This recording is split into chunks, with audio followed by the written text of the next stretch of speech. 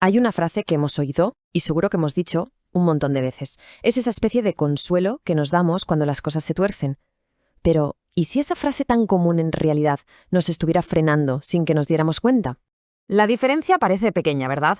Pero es un mundo. A la izquierda está la resignación. A veces se pierde y ya está, punto final. Es casi como encogerse de hombros y seguir.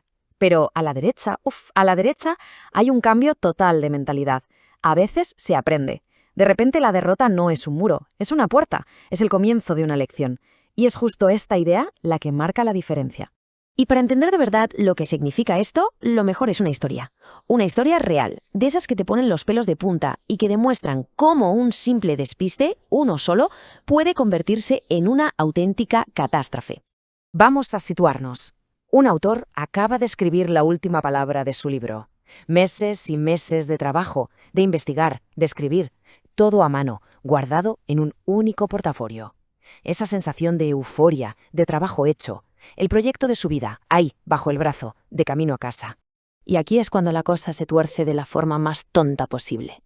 Lo increíble es lo cotidiano que es todo. Para comer algo en el coche se le cae un tenedor, un gesto que hemos hecho todos. Para buscarlo, deja el portafolio en el asfalto, para tener las manos libres.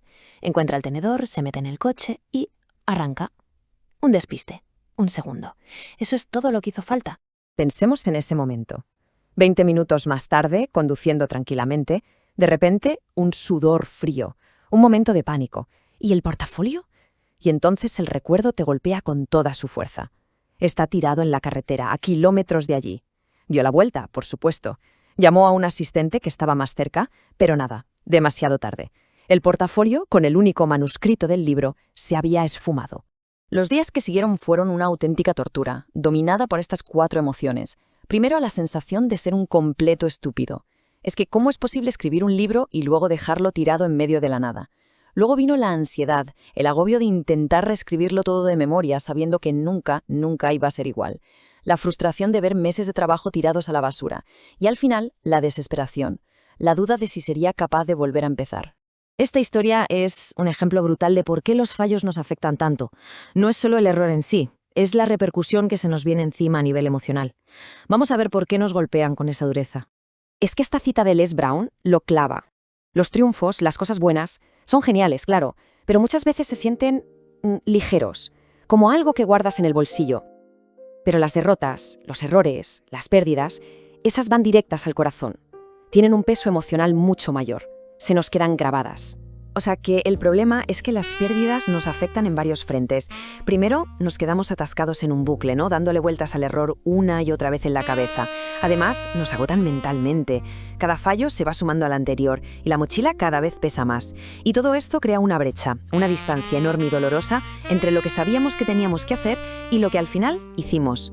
Y claro, esa brecha es un caldo de cultivo perfecto para un montón de trampas mentales. Son como patrones de pensamiento que nos sabotean la confianza y nos impiden volver a levantarnos. Vamos a verlas, porque seguro que más de una nos suena. El primer grupo de trampas se basa en el miedo y nos empuja básicamente a la inacción. Está la trampa del error, el pánico a volver a meter la pata. La de la fatiga, que es la excusa perfecta para dejarlo para mañana. La de la comparación, que nos convence de que no damos la talla. Y la del momento oportuno, esa fantasía de que ya llegará un día perfecto para empezar, que claro, nunca llega. El siguiente bloque de trampas va directo a por nuestra motivación, la de la inspiración, que nos dice que esperemos a que nos apetezca y podemos esperar sentados, la de la racionalización, con la que nos autoconvencemos de que, en el fondo no era para tanto, la de la perfección, que nos paraliza buscando un plan perfecto que no existe, y la de la expectativa, ese jarro de agua fría cuando vemos que la realidad es mucho más dura de lo que habíamos imaginado. Y estas últimas, estas son quizá las más peligrosas de todas, porque ya no atacan a lo que hacemos, atacan a lo que somos.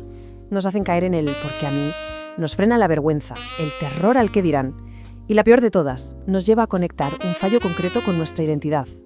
Ya no es he fallado, es soy un fracaso. Vale, está claro que el panorama es complicado. ¿Cómo se sale de este ciclo?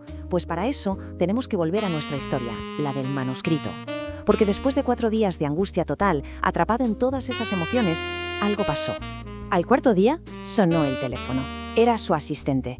Alguien había encontrado el portafolio en la carretera y simplemente lo había entregado a la policía. El manuscrito estaba dentro, intacto, El alivio tuvo que ser increíble, claro. Pero lo más importante de todo no fue recuperar el libro, fue la lección que se quedó grabada a fuego. Y la lección es esta. Primero, una cura de humildad. Cualquiera, en cualquier momento, está a un paso de hacer la tontería más grande. Y segundo, y esto es lo importante, los errores son una oportunidad para crear sistemas.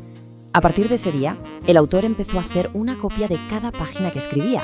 Creó un sistema, un respaldo para protegerse de sus propios fallos. La pérdida dejó de ser solo una pérdida y se convirtió en una mejora. Y esta es la herramienta clave para poder aplicar esa lección. Porque para convertir un desastre en un aprendizaje, todo empieza en el diálogo interno. Si después de un error nos machacamos y nos insultamos, nos quedamos atascados en el fango. Pero si en lugar de eso se analiza el error sin juzgar y nos centramos en qué podemos aprender, la experiencia se transforma por completo. Y con esta reflexión terminamos. La próxima vez que algo salga mal, en lugar de pensar automáticamente, bueno, a veces se pierde, quizá merezca la pena hacer una pausa y plantearse esta pregunta. Porque en cada error, en cada derrota, casi siempre se esconde la semilla de una lección muy valiosa. Solo hay que estar dispuesto a buscarla.